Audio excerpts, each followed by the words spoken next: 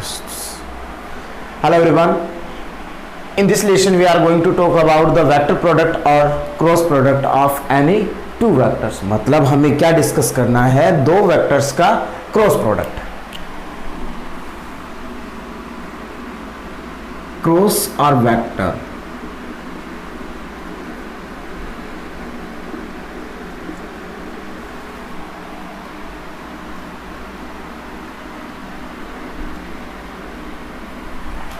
ठीक है, यहां तक देखो। सिंपली अपन ये बोल सकते हैं, मान लो let's suppose this is a vector A and this is the vector B. Clear है बात? अब हमें इनका क्रॉस प्रोडक्ट कैलकुलेट करना है, तो देखो फॉर्मूला ये रहेगा, a cross B is equals to magnitude of A magnitude of B sine theta into n cap. अब इनके मीनिंग क्या क्या होते हैं? मैग्नीट्यूड ऑफ ए आप सभी जानते हैं, इसका magnitude, magnitude of B, B का मैग्नीट्यूड, साइन थीटा ये हो गया, मान लो इनके बीच में एंगल बन रहा है थीटा। एन कैप क्या होता है? एन कैप होता है, जैसे मान लो कि ये ए और बी वेक्टर है, ए एन कैप एक वेक्टर होता है जो ए और बी के परपेंडिकुलर होता है। मतलब ए और बी मान लो किसी भी प्लेन में है, लेट्स सपोज अभी ये बोर्ड पे है, ठीक है, तो बोर्ड अपने आप में एक प्लेन है। अब ए और बी के परपेंडिकुलर, तो एक तो परपेंडिकुलर ये हो सकता है आउटवर्ड्स और दूसरा हो सकता है डाउनवर्ड्स, मतलब कि पीछे की साइड, अंदर की साइड, जिसको अपन यहाँ पे शो नहीं कर सकते। तो एन कैप एक यूनिट वेक्टर होता है उस वेक्टर का जो ए और बी जिस प्लेन में है उस प्लेन के परपेंडिकुलर जो वेक्टर होगा। मतलब ए और बी के जो परपेंडिकुलर कोई एक वेक्टर होगा, ठीक है, कुछ भी होगा, वो यहाँ पर भी हो सकता है, यहाँ पर भी, यहाँ पर भी और यहाँ पर भी हो सकता है, क्योंकि ये फ्री कॉन्सेप्ट वेक्टर से अपन यहाँ पे इसको डिस्प्लेस कर सकते हैं। तो मान लो कि ये कोई वेक्टर होगा, एन वेक्टर है, ठीक है, तो इसका जो यूनिट वेक्टर होगा उसको एन कैप बोलते हैं। अब ये कैसे पता चलेगा? ये कंडीशन से पता चलता है कि एन कैप की वैल्यू क्या होगी, लेकिन फॉर्मूला ये रहेगा। अब सेकंड डिस्कस करते हैं एन कैप। एन कैप देखो ऐसे होता है कि हम ए क्रॉस बी चल रहे हैं, देखो दो मेथड होंगे, ऐसे ए क्रॉस बी होगा या फिर बी क्रॉस ए होगा, ठीक है, यहां तक। या तो क्या होगा, ए क्रॉस बी, या होगा B cross A. A cross B होगा तो अपन ऐसे, या फिर बाद में एक्सप्लेन करता हूं। तो सिंपली ये अपना फॉर्मूला हो गया। अब यहां से अपने पास इसके कुछ डेराइव्ड रिजल्ट होते हैं, तो अपन देखो पहले रिजल्ट की बात करते हैं, या ऑब्जर्वेशंस बोल सकते हैं अपन।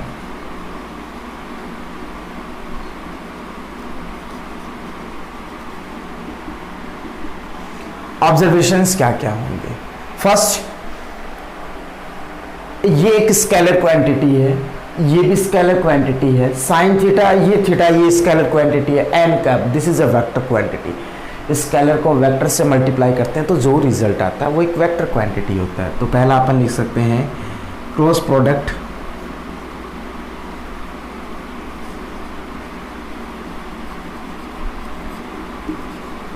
is a vector quantity.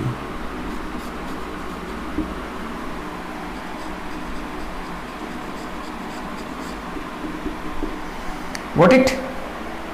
पहला ये हो गया कि अपना क्रॉस प्रोडक्ट कौन सी क्वांटिटी होगी? वेक्टर क्वांटिटी होगी। सेकंड की बात करते हैं अपन।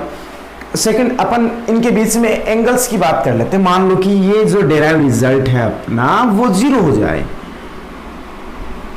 If A cross B is equals to zero, तो यहां से दो पॉसिबल केसेस बनते हैं।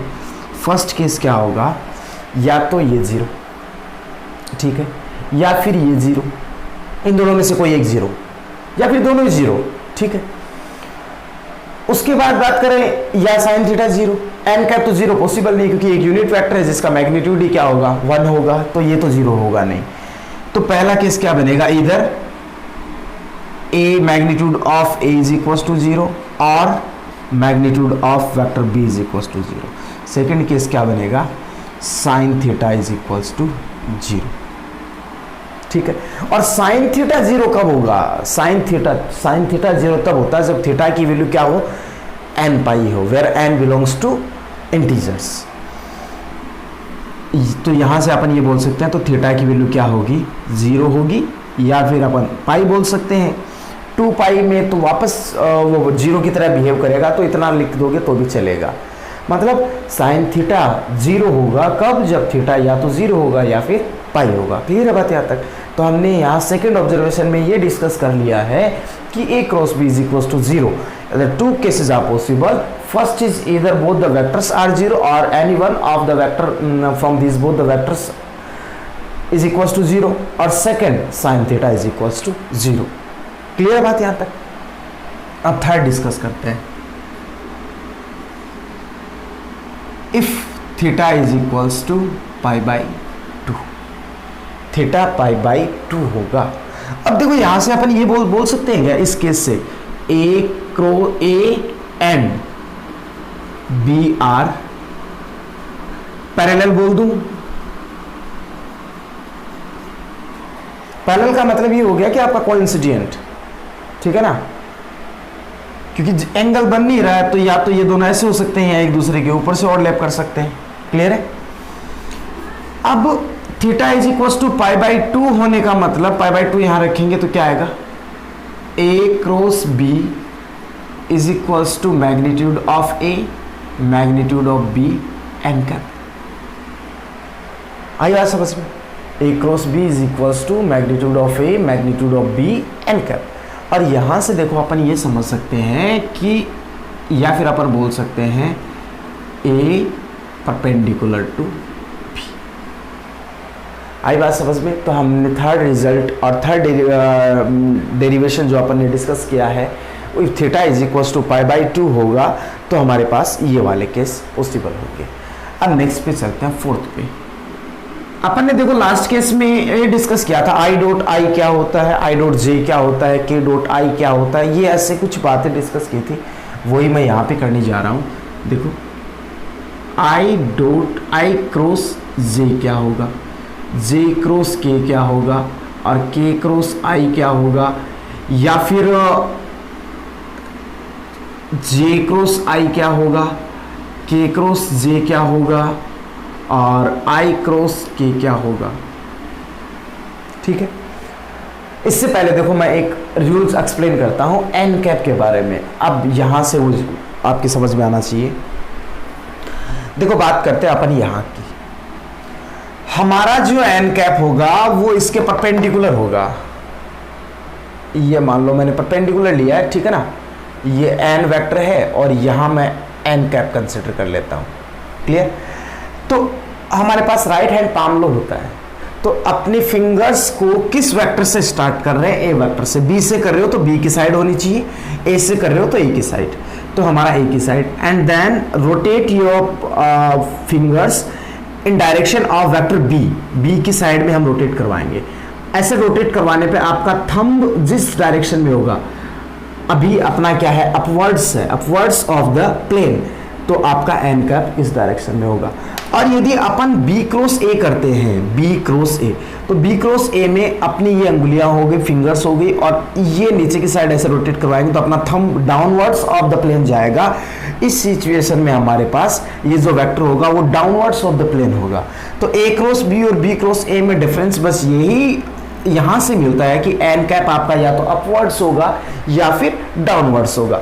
अब अपवर्ड्स और डाउनवर्ड्स मतलब एक वेक्टर ये है लेट्स सपोज, और सेकंड वेक्टर ये है। ठीक है, ये समझ लेना आप यहां से कि एक वेक्टर तो ये है और दूसरा वेक्टर ये है, ऐसे, ये अपवर्ड्स है, ये डाउनवर्ड्स है। तो यदि हम इनकी, इसको मैं इधर लाना चाहूं तो इसको माइनस से मल्टीप्लाई कर तो डायरेक्शन चेंज हो जाएगी। नेगेटिव वेक्टर का मीनिंग यही तो होता है। तो यदि हम माइनस एन, यहां माइनस लगा दूं, इसका मतलब क्या हो जाएगा, अब ये एन का डाउनवर्ड्स हो गया और ये रिजल्ट बनेगा फिर बी क्रॉस ए का। तो a cross B is equal to minus b cross a, ध्यान रखना ये बात। अब चलो बात करते हैं इसकी।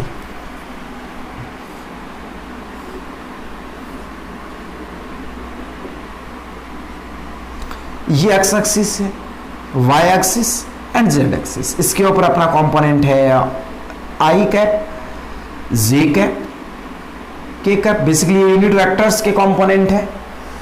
अब मैं बात कर रहा हूं आई डॉट जे, तो आई डॉट जे, आई डॉट जे, बेसिकली देखो ये क्या होता है, परपेंडिकुलर ऐसे कुछ होता है, एक पेन और मिलेगा तो चलो मान लेते हैं ये कैप है, ऐसे मान लो, ठीक है, ये आई हो गया, ये जे हो गया। अब अपन ऐसे रोटेट कर रहे हैं तो अपना फिंगर और थंब, फिंगर ये होगी, इधर रोटेट करवाएंगे तो थंब इस साइड में होगा, और ये क्या होगा अपना के होगा, क्योंकि म्यूचुअली 90 डिग्री इन दोनों के बीच में, के और आई के बीच में 90 डिग्री, तो के आई और जे के परपेंडिकुलर ही तो होगा ना। X axis, Y axis and Z axis all are mutually perpendicular to each other. तो इसका मीनिंग क्या निकला, आई डो क्रॉस जे का मतलब हो गया के। बात समझ में, परपेंडिकुलर वेक्टर जो होगा, ये वेक्टर मान लेते हैं अपन एक पूरा, इस वेक्टर का यूनिट वेक्टर क्या होगा, के कैप, के कैप, तो आई डॉट जे। अब देखो मैं एक्सप्लेन करता हूं, वैसे तो इसका क्या होना चाहिए था, magnitude of I, magnitude of J sine 90, और के कैप बोल दूं क्योंकि एन कैप का मतलब के कैप हो गया, ये वन, ये वन, ये वन, और बचा क्या, के कैप। बात समझ में आई यहां तक। नेक्स्ट जे डॉट के, जे डॉट के भी देखो ये ऐसे ही होगा, मैं इधर आता हूं, जे डॉट के ये रहा, तो इसका मतलब इसके परपेंडिकुलर क्या होगा, अक्स होगा। क्लियर है बात, अक्स का। और अक्स वेक्टर के लिए अपन इस वेक्टर की बात करें तो आई वेक्टर इसका यूनिट वेक्टर हो गया, इसका रिजल्ट आएगा आई।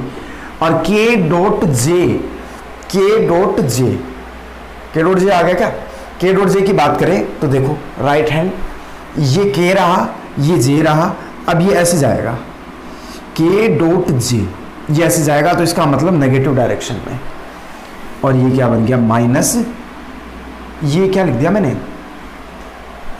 इसको एक काम करते हैं, ये आई है क्या, सॉरी ये आई था, ये सॉरी ये आई है, के क्रॉस आई, के क्रॉस आई की बात करते हैं तो के एंड देन आई ये रहा, तो इसका रिजल्ट क्या मिलेगा, हमें जे मिलेगा, जो कि हो गया जे कैप। क्लियर है बात यहां तक। जे क्रॉस आई, मैंने रिसेंटली ये बताया था कि a cross B is equal to minus b cross a होता है, तो जे क्रॉस आई का क्या हो जाएगा, माइनस, माइनस में कर देंगे जो भी रिजल्ट है, माइनस के कैप, इसका हो जाएगा माइनस आई कैप, ये हो गया माइनस जे कैप।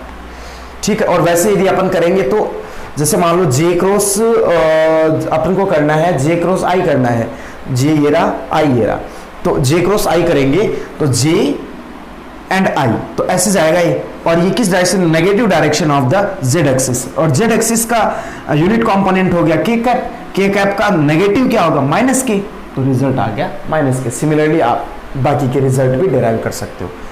अब इसको थोड़ा सिंपली अपन समझने के लिए अपने पास एक नया फंडामेंटल और होता है, तो जिसको अपन डिस्कस करेंगे, लेकिन इससे पहले मैं एक चीज और बता देता हूं आपको। मान लो फिफ्थ, इसी की बात करते हैं फिफ्थ की, आई डॉट आई क्या हो, आई क्रॉस आई क्या होगा, जे क्रॉस जे क्या होगा, एंड के क्रॉस के क्या होगा। खुद का खुद के साथ में एंगल 0 डिग्री, तो साइन 0 क्या होगा, 0, रिजल्ट क्या आएगा, 0, तो ये हो गया 0। Similarly this is also 0 and similarly this is also 0। बात समझ में आई यहाँ तक। अब देखो इनको समझने के लिए अपने पास एक छोटा सा बेसिक कॉन्सेप्ट और होता है, ये तो याद रह जाएगा। ठीक है, मैं यहाँ पे कोई 2 साइकिल ड्रॉ करता हूँ, देखो आई, जे एंड के। एक तो कर लेते हैं अपन एंटी क्लॉकवाइज, याद रखना एंटी क्लॉकवाइज पॉजिटिव रिजल्ट देगा। एक कर लेते हैं क्लॉकवाइज, आई जे एंड के। क्लॉकवाइज रोटेशन जो होगा वो अपने को नेगेटिव रिजल्ट देगा। ठीक है, अब चलते देखो, i cross J is equal to k, I cross J is equal to k, j cross के is equal to i, j cross के is equal to i, and k cross i, k cross I is equal to j. ठीक है, positive, ये सभी positive values हैं। अब negative values की बात करते हैं, तो एंटी क्लॉकवाइज चल रहे हैं, सॉरी क्लॉकवाइज चल रहे हैं अपन।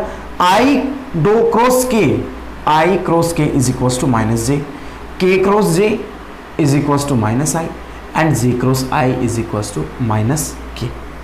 बात समझ में आ गई? तो ये आप यहाँ से भी समझ सकते हैं। क्लियर है बात यहाँ तक? अब देखो नेक्स्ट डेरिवेशन, नेक्स्ट टॉपिक पे अपन डिस्कस करते हैं कि ये अपन ने ये डिस्कस किया था 6th पे कि a dot B is equal to B dot होता है,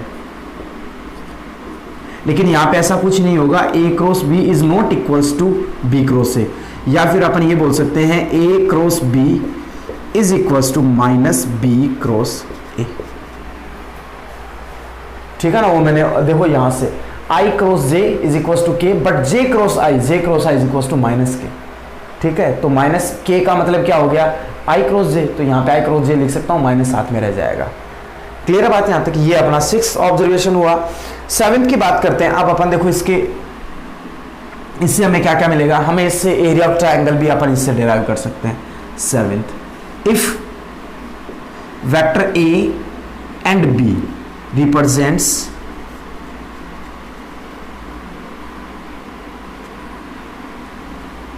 represent as C and D.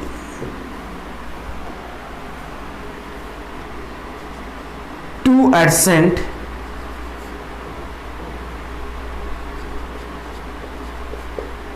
sides of a triangle.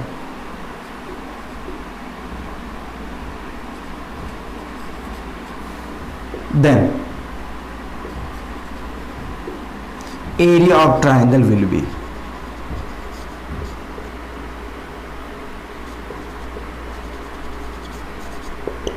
क्या होगा।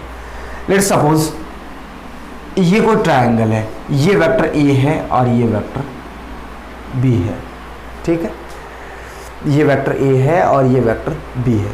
तो इसका जो एरिया होगा पहले वो लिख देता हूं मैं। एरिया इज इक्वल टू आपके पास आएगा half of vector A cross vector B. Clear है बात यहाँ तक? किसी भी ट्रायंगल का एरिया कैलकुलेट करने के लिए हमें क्या कैलकुलेट करना होगा, किसी भी ट्रायंगल का एरिया कैलकुलेट करने के लिए हमें क्या कैलकुलेट करना होगा कि हम उसकी हाइट फाइंड आउट कर ले और बेस पता हो। तो बेस तो देखो अपन यूँ बोल सकते हैं, ये ए हो गया, ये बी हो गया, ये सी हो गया। हाइट मैंने ये ड्रॉ कर दी और ये हो गया आपके पास एच। एच हाइट है और बेस कितना हो जाएगा, मैग्नीट्यूड ऑफ बी, ये बेस हो गया।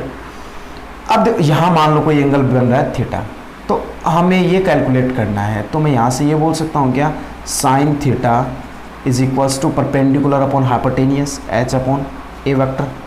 तो एच इज इक्वल्स टू हो गया A vector sine theta, A vector sine theta. और ए वेक्टर की बात नहीं करेंगे, अपने को ये लेंथ चाहिए तो मैं मैग्नीट्यूड यूज ले सकता हूं ऐसे करके। क्लियर है बात यहां तक? अब एरिया क्या होगा, हाफ इंटू बेस। ये क्रॉस प्रोडक्ट की बात नहीं कर रहा हूं मैं, इंटू की बात कर रहा हूं। हाफ इंटू बेस, बेस क्या है, मैग्नीट्यूड ऑफ बी। बात समझ में आई? एंड हाइट क्या है, या फिर इसको हटा ही दो, बे मुझे कंफ्यूज करेगा, साइन थीटा। ठीक है यहां तक?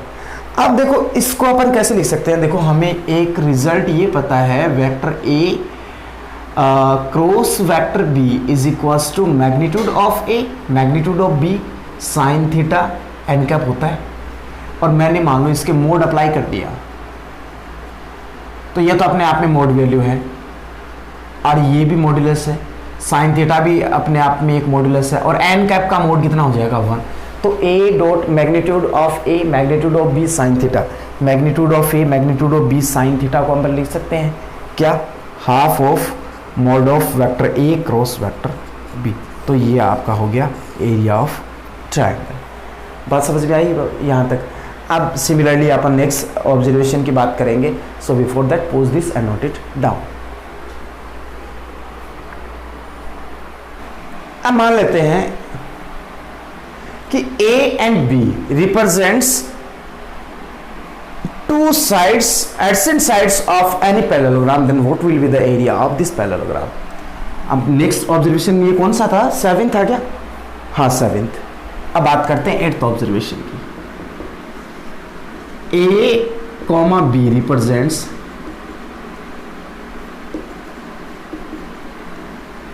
रिप्रेजेंट कर लेता हूं adjacent sides of a parallelogram।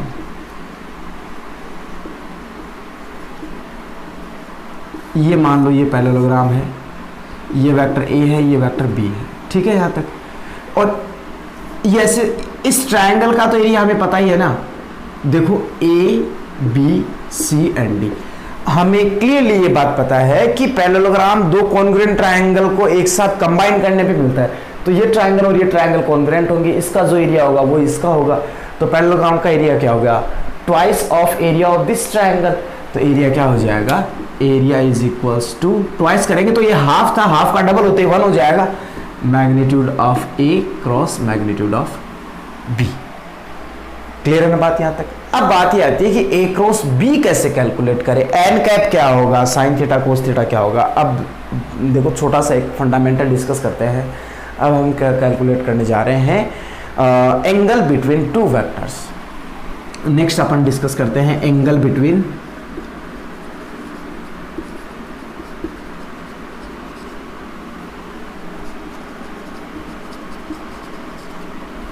मान लो ये कोई वेक्टर ए है और ये कोई वेक्टर बी है, ठीक है। और हमें यहां से ये बात पता है ए क्रॉस बी क्या होता है अपना, magnitude of A B sine theta N cap, ये होता है। अब हमें किसकी वैल्यू कैलकुलेट करनी है, साइन थीटा की। तो थोड़ा सा देखो इसको सिंप्लीफाई कर सकते हैं, दोनों साइड में मोड अप्लाई कर दो।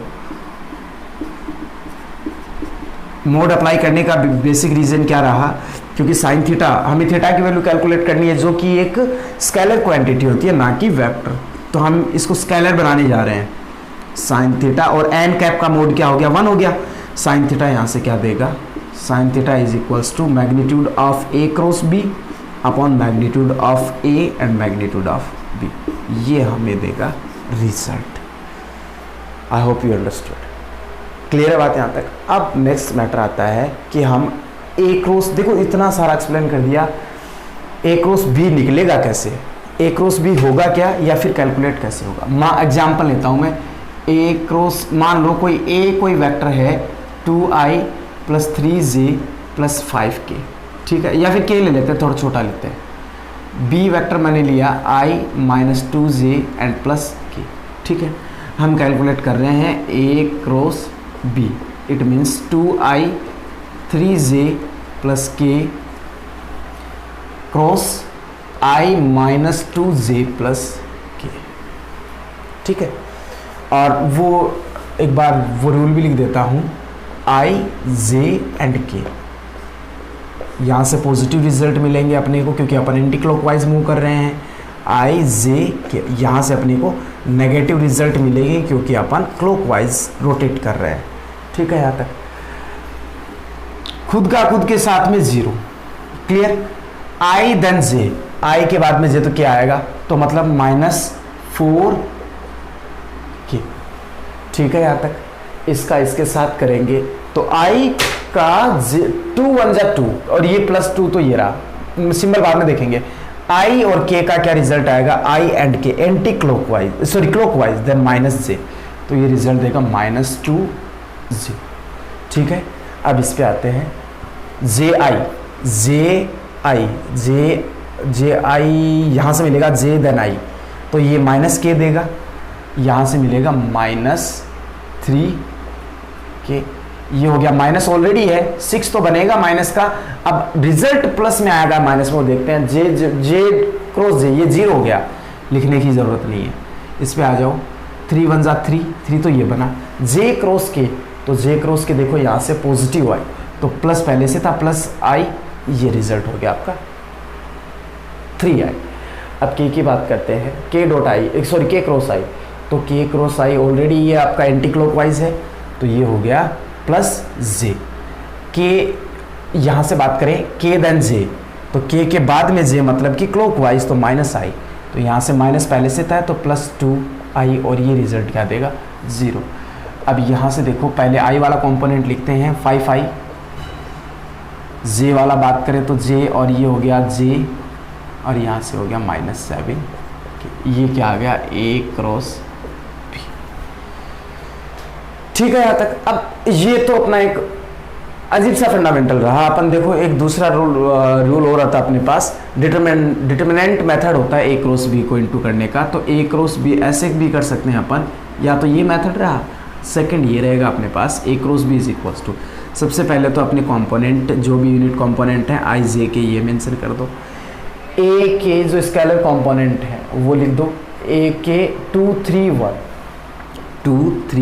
1, फिर b के लिख दो 1 - 2 - 1, 1 - 2 एंड 1, ठीक है, यहाँ तक रिजल्ट क्या आएगा देखो, पहले तो इन दोनों के लिए आई बाद में लगा देते हैं, आई 3 × 1 = 3 + 2, 3 + 2 माइनस जे होगा तो जे यहाँ लिख लेता हूँ मैं, 2 × 1 = 2 एंड -1 प्लस फिर आएगा के लास्ट में, के लिए तो -4 एंड -3, -4 एंड -3।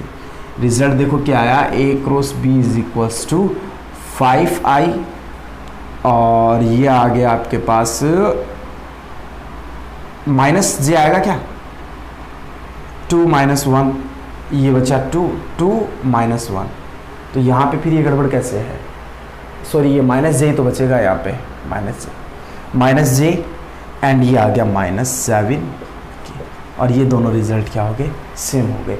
इसका मतलब हम ये मेथड यूज़ नहीं लेंगे क्योंकि इसमें काफ़ी कन्फ्यूजन होता है और ये डायरेक्ट कोई मेथड है जिसको अपन फॉलो करवा लेंगे। Clear student, so please pose this and note it down. अपना लास्ट जो कंडीशन है या फिर ऑब्जर्वेशन है वो ये रहेगा कि comparison between both of the products, dot product और क्रॉस प्रोडक्ट के बीच में कंपैरिजन, ये मान लेते हैं अपना डॉट प्रोडक्ट या फिर स्केलर प्रोडक्ट।